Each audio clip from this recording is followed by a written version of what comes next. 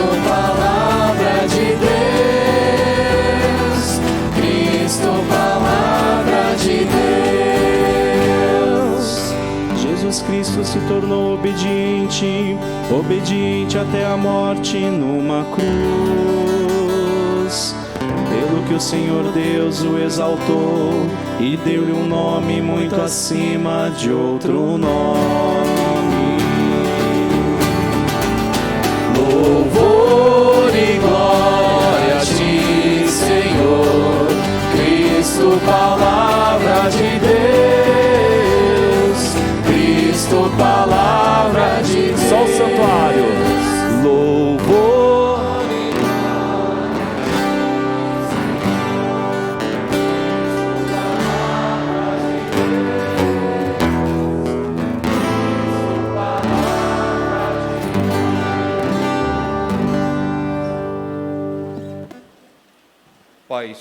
Paixão de nosso Senhor Jesus Cristo, segundo Mateus. Naquele tempo, um dos 12 discípulos, chamado Judas Iscariotes, foi ter com os sumos sacerdotes e disse: O que me dareis se vos entregar Jesus? Combinaram então 30 moedas de prata, e daí em diante Judas procurava uma oportunidade para entregar Jesus. No primeiro dia da festa dos ázimos, os discípulos aproximaram-se de Jesus e perguntaram: Onde queres que façamos os preparativos para comer a Páscoa? Jesus respondeu: Ide à cidade, procurai certo homem e dizei-lhe: O mestre manda dizer, o meu tempo está próximo. Vou celebrar a Páscoa em tua casa junto com discípulos. Os discípulos fizeram como Jesus mandou e prepararam a Páscoa.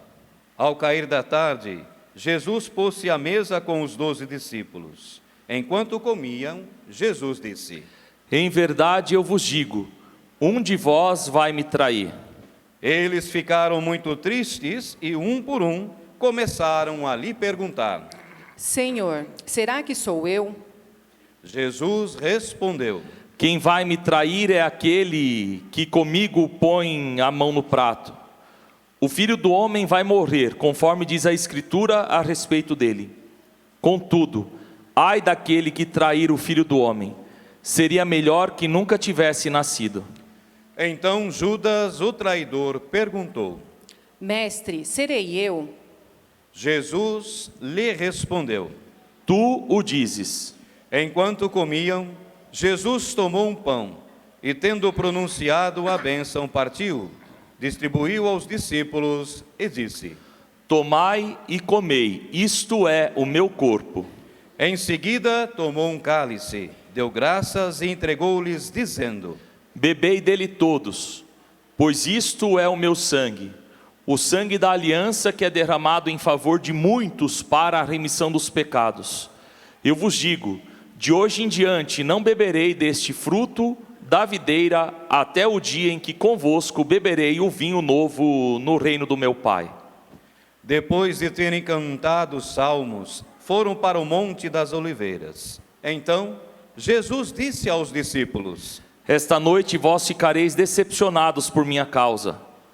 Pois assim diz a Escritura: ferirei o pastor e as ovelhas do rebanho se dispersarão. Mas depois de ressuscitar, eu irei à vossa frente para a Galileia. Disse Pedro a Jesus: Ainda que todos fiquem decepcionados por tua causa, eu jamais ficarei. Jesus lhe declarou: Em verdade eu te digo, que esta noite, antes que o galo cante, tu me negarás 3 vezes. Pedro respondeu: Ainda que eu tenha de morrer contigo, mesmo assim não te negarei. E todos os discípulos disseram a mesma coisa. Então Jesus foi com eles a um lugar chamado Getsemane e disse: Sentai-vos aqui, enquanto eu vou até ali para rezar. Jesus levou consigo Pedro e os 2 filhos de Zebedeu, e começou a ficar triste e angustiado. Então Jesus lhes disse: Minha alma está triste até a morte. Ficai aqui e vigiai comigo.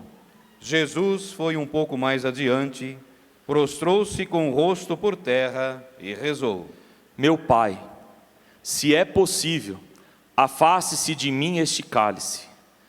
Contudo, não seja feito como eu quero, mas sim como tu queres.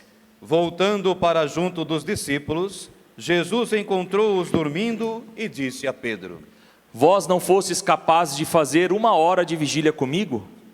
Vigiai e rezai para não cairdes em tentação, pois o espírito está pronto, mas a carne é fraca. Jesus se afastou pela segunda vez e rezou: Meu Pai, se este cálice não pode passar sem que eu o beba, seja feita a tua vontade. Ele voltou de novo e encontrou os discípulos dormindo, porque seus olhos estavam pesados de sono. Deixando-os, Jesus afastou-se e rezou pela terceira vez, repetindo as mesmas palavras. Então voltou para junto dos discípulos e disse: Agora podeis dormir e descansar. Eis que chegou a hora, e o Filho do Homem é entregue nas mãos dos pecadores. Levantai-vos, vamos, aquele que me vai trair está chegando. Jesus ainda falava, quando veio Judas, um dos 12, com uma grande multidão armada de espadas e paus. Vinham a mando dos sumos sacerdotes e dos anciãos do povo. O traidor tinha combinado com eles um sinal, dizendo: Jesus é aquele que eu beijar, prendei-o. Judas logo se aproximou de Jesus, dizendo: Salve, mestre. E beijou-o. Jesus lhes disse: Amigo, a que vieste? Então os outros avançaram, lançaram as mãos sobre Jesus e prenderam. Neste momento, um dos que estavam com Jesus estendeu a mão, puxou a espada e feriu o servo do sumo sacerdote, cortando-lhe a orelha. Jesus, porém, lhe disse: Guarda a espada na bainha, pois todos os que usam a espada pela espada morrerão. Ou pensas que eu não poderia recorrer ao meu Pai e ele me mandaria mais de 12 legiões de anjos? Então, como que se cumpririam as escrituras que dizem que isto deve acontecer? E naquela hora Jesus disse à multidão: Vós viestes com espadas e paus para me prender, como se eu fosse um assaltante. Todos os dias no templo eu me sentava para ensinar, e vós não me prendestes. Porém, tudo isto aconteceu para se cumprir os que os profetas escreveram. Então todos os discípulos, abandonando Jesus, fugiram. Aqueles que prenderam Jesus levaram-no à casa do sumo sacerdote Caifás, onde estavam reunidos os mestres da lei e os anciãos. Pedro seguiu Jesus de longe até o pátio interno da casa do sumo sacerdote. Entrou e sentou-se com os guardas para ver como terminaria tudo aquilo. Ora, os sumos sacerdotes e todo o sinédrio procuravam um falso testemunho contra Jesus, a fim de condená-lo à morte. E nada encontraram, embora se apresentassem muitas falsas testemunhas. Por fim, vieram 2 testemunhas que afirmavam: Este homem declarou: Posso destruir o templo de Deus e construí-lo de novo em 3 dias. Então o sumo sacerdote levantou-se e perguntou a Jesus: Nada tens a responder ao que estes testemunham contra ti? Jesus, porém, continuava calado. E o sumo sacerdote lhe disse: Eu te conjuro, pelo Deus vivo, que nos digas se tu és o Messias, o Filho de Deus. Jesus respondeu: Tu dizes. Além disso, eu vos digo que de agora em diante vereis o Filho do Homem sentado à direita do Todo-Poderoso, vindo sobre as nuvens do céu. Então o sumo sacerdote rasgou as vestes e disse: Blasfemou. Que necessidade temos ainda de testemunhas? Pois agora mesmo vós ouvistes a blasfêmia. Que vos parece? Responderam: É réu de morte. Então cuspiram no rosto de Jesus e o esbofetaram.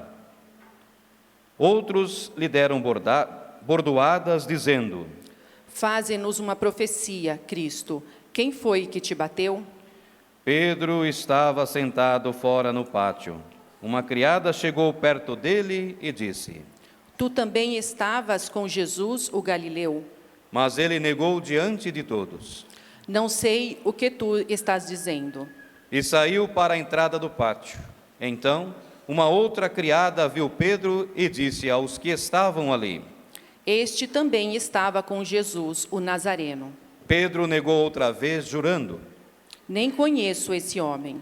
Pouco depois, os que estavam ali aproximaram-se de Pedro e disseram: É claro que tu também és um deles, pois o teu modo de falar te denuncia. Pedro começou a maldizer e a jurar, dizendo: Não conheço esse homem. E nesse instante, o galo cantou. Pedro se lembrou do que Jesus tinha dito: Antes que o galo cante, tu me negarás 3 vezes. E saindo dali, chorou amargamente. De manhã cedo, todos os sumos sacerdotes e os anciãos do povo convocaram um conselho contra Jesus para condená-lo à morte. Eles o amarraram, levaram-no e o entregaram a Pilatos, o governador. Então Judas, o traidor, ao ver que Jesus fora condenado, ficou arrependido e foi devolver as 30 moedas de prata aos sumos sacerdotes e aos anciãos, dizendo: Pequei, entregando à morte um homem inocente. Eles responderam: O que temos nós com isso? O problema é teu. Judas jogou as moedas no santuário, saiu e foi se enforcar. Recolhendo as moedas, os sumos sacerdotes disseram: É contra a lei colocá-las no tesouro do templo, porque é preço de sangue. Então, discutiram em conselho e compraram com elas o campo do oleiro, para aí fazer o cemitério dos estrangeiros. É por isso que aquele campo até hoje é chamado de Campo de Sangue. Assim se cumpriu o que tinha dito o profeta Jeremias. Eles pegaram as 30 moedas de prata, preço do precioso, preço com que os filhos de Israel o avaliaram, e as deram em troca do campo do oleiro, conforme o Senhor me ordenou. Jesus foi posto diante do governador e este o interrogou. Tu és o rei dos judeus? Jesus declarou. É como dizes. E nada respondeu, quando foi acusado pelos sumos sacerdotes e anciãos. Então Pilatos perguntou: Não estás ouvindo de quantas coisas eles te acusam? Mas Jesus não respondeu uma só palavra, e o governador ficou muito impressionado. Na festa da Páscoa, o governador costumava soltar o prisioneiro que a multidão quisesse. Naquela ocasião, tinha um prisioneiro famoso chamado Barrabás. Então Pilatos perguntou à multidão reunida: Quem vós quereis que eu solte, Barrabás ou Jesus, a quem chamam de Cristo? Pilatos bem sabia que eles haviam entregado Jesus por inveja. Enquanto Pilatos estava sentado no tribunal, sua mulher mandou dizer a ele: Não te envolvas com esse justo, porque esta noite, em sonho, sofri muito por causa dele. Porém, os sumos sacerdotes e os anciãos convenceram as multidões para que pedissem Barrabás e que fizessem Jesus morrer. O governador tornou a perguntar: Qual dos dois quereis que eu solte? Eles gritaram. Barrabás. Pilatos perguntou: Que farei com Jesus, que chamam de Cristo? Todos gritaram. Seja crucificado. Pilatos falou. Mas que mal ele fez? Eles, porém, gritaram com mais força. Seja crucificado. Pilatos viu que nada conseguia e que poderia haver uma revolta. Então mandou trazer água, lavou as mãos diante da multidão e disse: Eu não sou responsável pelo sangue deste homem. Este é um problema vosso. O povo todo respondeu: Que o sangue dele caia sobre nós e sobre os nossos filhos. Então Pilatos soltou Barrabás, mandou flagelar Jesus e entregou-o para ser crucificado. Em seguida, os soldados de Pilatos levaram Jesus ao palácio do governador e reuniram toda a tropa em volta dele. Tiraram sua roupa e o vestiram com um manto vermelho. Depois teceram uma coroa de espinhos, puseram a coroa em sua cabeça e uma vara na sua mão direita. Então se ajoelharam diante de Jesus e zombaram, dizendo: Salve, Rei dos Judeus. Cuspiram nele e, pegando uma vara, bateram na sua cabeça. Depois de zombar dele, tiraram-lhe o manto vermelho e, de novo, o vestiram com suas próprias roupas. Daí o levaram para crucificar. Quando saíam, encontraram um homem chamado Simão, da cidade de Cirene, e o obrigaram a carregar a cruz de Jesus. E chegaram a um lugar chamado Gólgota, que quer dizer lugar da caveira. Ali deram vinho misturado com fel para Jesus beber. Ele provou, mas não quis beber. Depois de o crucificarem, fizeram um sorteio, repartindo entre si as suas vestes. E ficaram ali sentados, montando guarda. Assim, da cabeça de Jesus puseram o motivo da sua condenação. Este é Jesus, o Rei dos Judeus. Com ele, também crucificaram 2 ladrões, um à direita e outro à esquerda de Jesus. As pessoas que passavam por ali o insultavam, balançando a cabeça e dizendo: Tu que ias destruir o templo e construí-lo de novo em 3 dias, salva-te a ti mesmo. Se és filho de Deus, desce da cruz. Do mesmo modo, os sumos sacerdotes, junto com os mestres da lei e os anciãos, também zombavam de Jesus. A outro salvou, e a si mesmo não pode salvar. É Rei de Israel. Desça agora da cruz e acreditaremos nele. Confiou em Deus, que o livre agora, se é que Deus o ama, já que ele disse: Eu sou o Filho de Deus. Do mesmo modo, também os 2 ladrões que foram crucificados com Jesus o insultavam. Desde o meio-dia até as 3 horas da tarde, houve escuridão sobre toda a terra. Pelas 3 horas da tarde, Jesus deu um forte grito, Eli, Eli, lama sabachthani, que quer dizer: meu Deus, por que me abandonaste?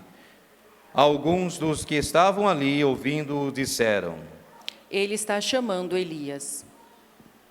E logo um deles, correndo, pegou uma esponja, ensopou-a em vinagre, colocou-a na ponta de uma vara e lhe deu para beber. Outros, porém, disseram: Deixa, vamos ver se Elias vem salvá-lo. Então Jesus deu outra vez um forte grito e entregou o Espírito. Aqueles que podem se ajoelham, se não, faça só uma breve inclinação. E você que reza conosco através do seu santuário doméstico, se incline, ajoelhe-se e adore o Senhor.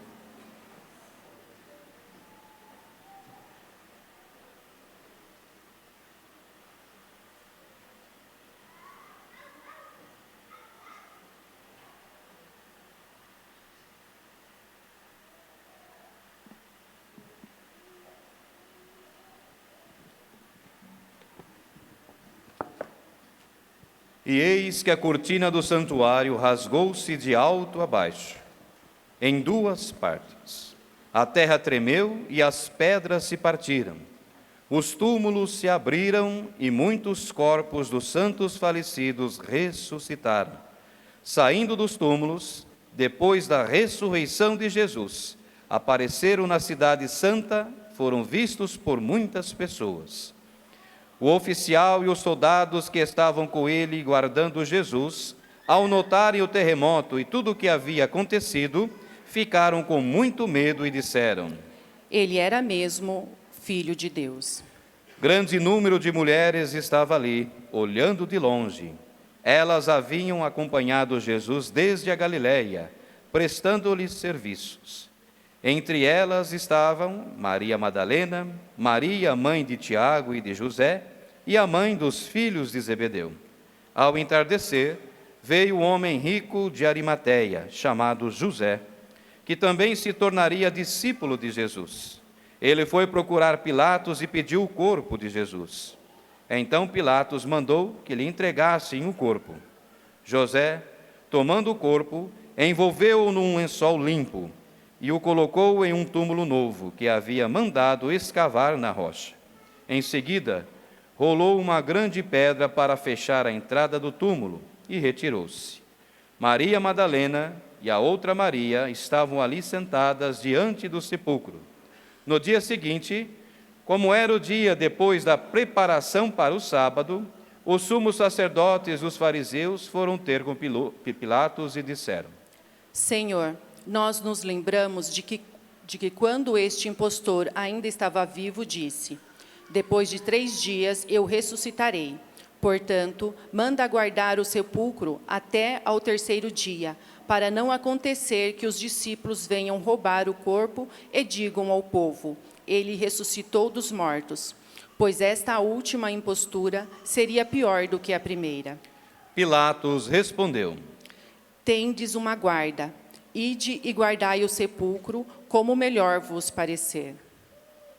Então, eles foram reforçar a segurança do sepulcro, lacraram a pedra e montaram guarda.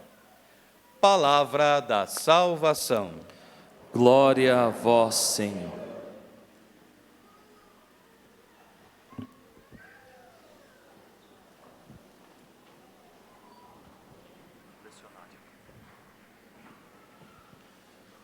Hoje eu devo pedir licença às crianças. No final da celebração, farei um momento com elas, pois gostaria de me dirigir a vocês, todos vocês, caros devotos, romeiros, peregrinos de Santa Rita, neste dia em que nós iniciamos a Semana Maior. Não poderia deixar de saudar os pais do Vinícius Malta, neste momento de Calvário. Acredito que, bem como os familiares do Gustavo, Abigail, Luzia, mas eu acompanhei desde do último domingo, quando soube do acidente, depois, na segunda-feira, quando fui chamado para poder celebrar com vocês. E falamos celebrar porque quem morre para este mundo para viver para Deus. Por isso que nós devemos estar numa constante morte para as coisas deste mundo e nos revestirmos das coisas de Deus. E sem dúvida alguma para o pai, mas principalmente para a mãe. Na sexta-feira que vem nós vamos ouvir a narrativa da paixão de Jesus sob a ótica do evangelista Lucas. Mais precisamente no capítulo 19 de Lucas, versículos do 25 ao 27, Maria sempre se manteve aos pés da cruz. Como nós nos mantemos aos pés da cruz, diante de uma enfermidade, diante do desemprego, diante da fome, uma vez que a igreja no Brasil também nos faz este alerta, que é preciso dar de comer a quem tem fome. A igreja no Brasil não. A igreja no Brasil, através dos bispos, só reproduzem aquilo que Jesus pediu, dá-lhes aos mesmos de comer. Hoje aqui nós nos reunimos, nos encontramos para celebrar a Semana Santa, o início da Semana Santa. Jesus, ele entra triunfalmente em Jerusalém. Ele é proclamado, como nós cantávamos há pouco, com os nossos ramos nas mãos. Hosana ao filho de Davi. Bendito que vem em nome do Senhor. Entra ele triunfalmente, mas não a partir dos padrões que o povo da época, principalmente os fariseus, os mestres da lei, ou os poderosos da época esperavam. Um Messias todo triunfante, um Messias repleto de poder, um Messias repleto, enfim, de uma autoridade meramente humana. Não é este Messias que adentra triunfalmente em Jerusalém. O Messias que adentra triunfalmente em Jerusalém é aquele que escolheu como estilo de vida a pobreza traduzida na única certeza de que pode ser rico aquele que busca a Deus, aquele que reconhece que até mesmo no momento tão difícil, que no momento de dor, que é inexplicável humanamente falando, podemos encontrar o consolo, o verdadeiro consolo, naquele que assumiu a nossa condição humana e que nos ensina que o caminho para o céu, de fato, tem de passar pela experiência do sofrimento. Todo mundo vai sofrer. Já dizia a sábia poeta Marília Mendonça, é que eu vou fragmentar a frase, senão pode dar um outro contexto. Está sendo filmado, né? Está sendo transmitido, e hoje a internet é terra de ninguém. Ninguém vai sofrer sozinho, todo mundo vai sofrer. É isso mesmo. Ninguém pode sofrer sozinho nesta vida. Um dia sofremos mais, outro dia sofremos menos, mas o sofrimento ele deve ser compreendido por nós como uma oportunidade que o Senhor nos dá de nos depararmos com a nossa humanidade, com o nosso limite humano e desejar ardentemente se revestir dessa divindade que vem do Senhor. Se nós fazemos um breve retrospecto ou uma breve retrospectiva, Jesus foi conduzido pelo Espírito ao deserto, depois Jesus ele se transfigurou aos discípulos, depois Jesus pediu de beber a samaritana e ele saiu revestido, dando àquela samaritana a oportunidade de dele se revestir. Quando eu digo que ele saiu revestido, é porque ele sempre esteve revestido, pleno das coisas do Pai.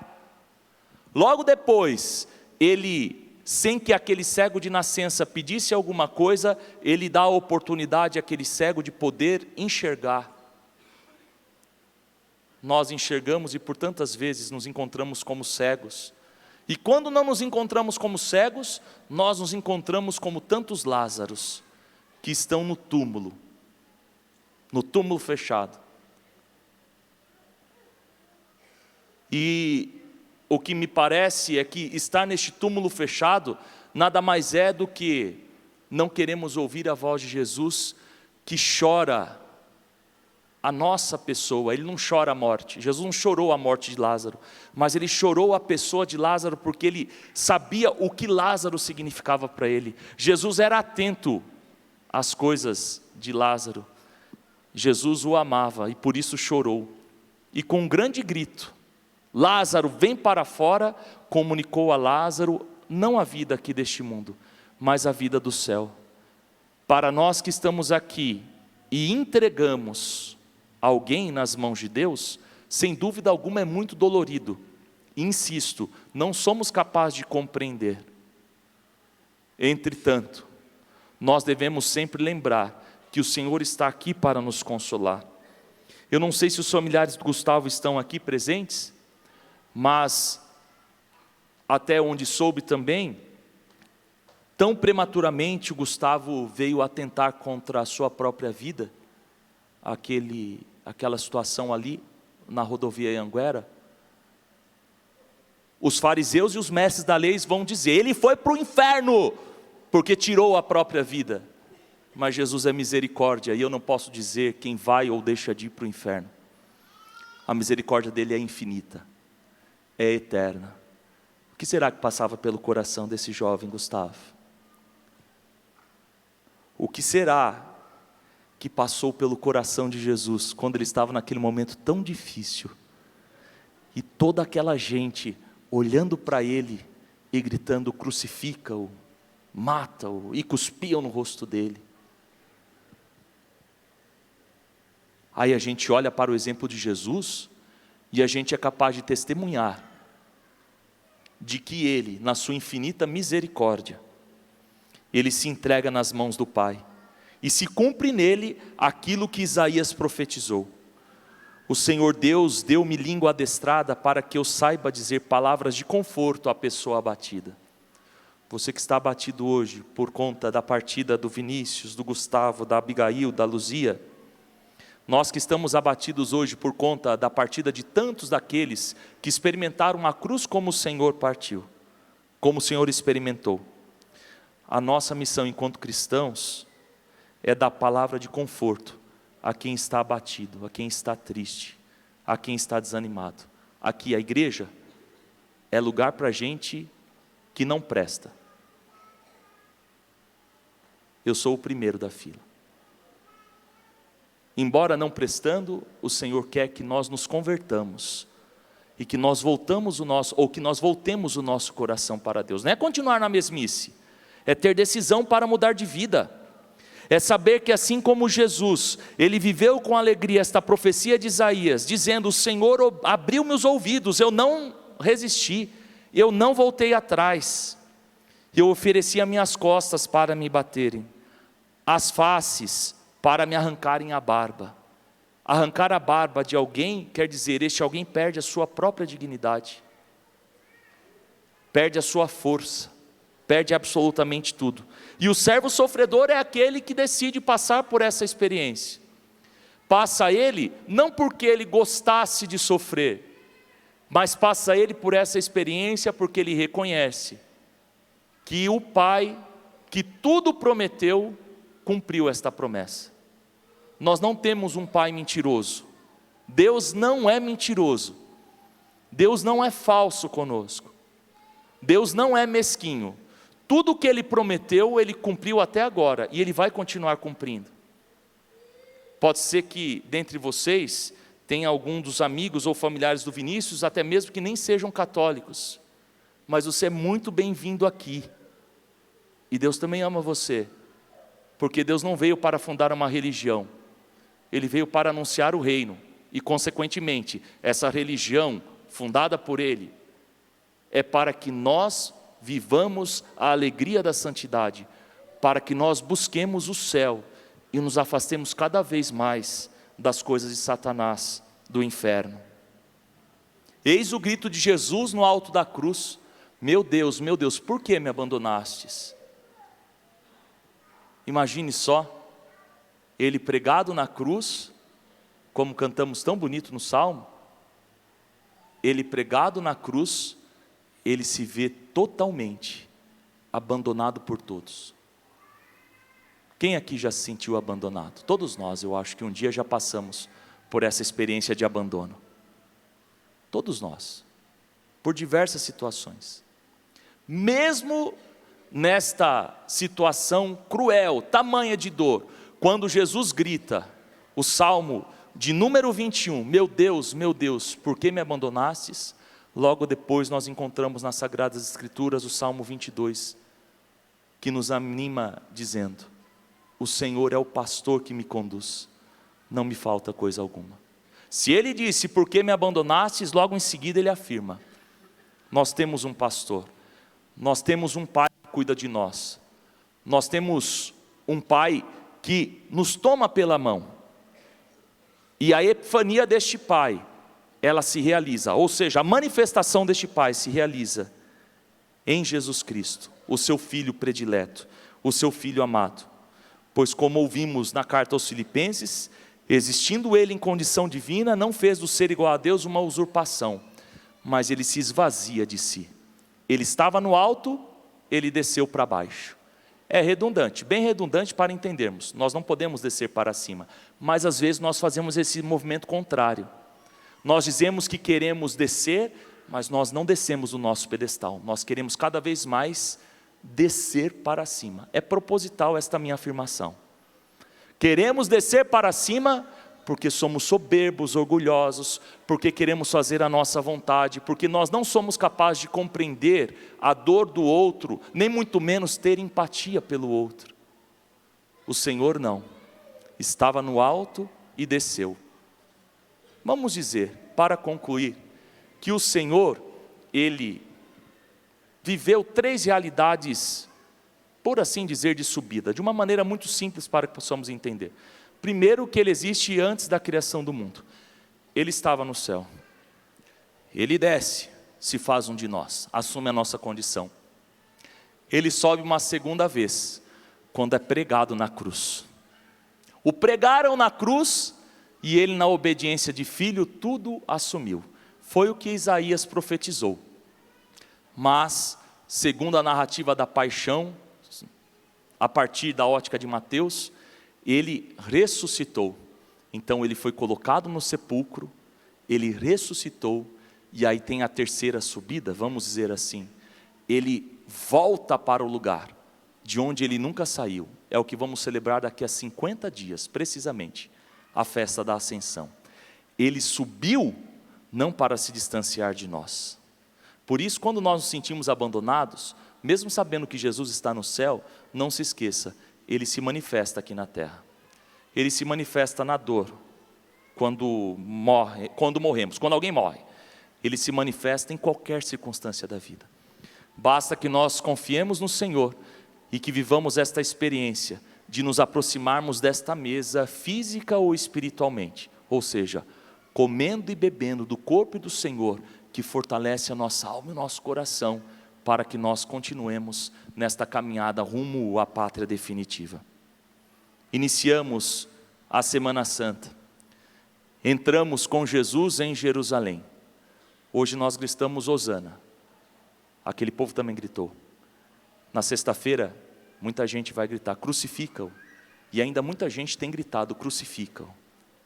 Não deixemos que esse sentimento de desprezo por Deus, de virar as costas para Deus, nos afaste deste grande amor que Ele tem por nós, que possamos reconhecer as nossas fraquezas, e quando chegar um momento tão difícil, de mortes tão prematuras, ou até mesmo de morte daqueles que já viveram tantos anos, nós possamos dizer, nas Tuas mãos, Senhor, tudo entregamos, porque sabemos que se sofrestes a paixão, a morte, a dor, também ressuscitastes, para que de Tua ressurreição todos nós possamos participar. A Jesus, que em Jerusalém entrou triunfalmente, louvor e glória, pelos séculos dos séculos.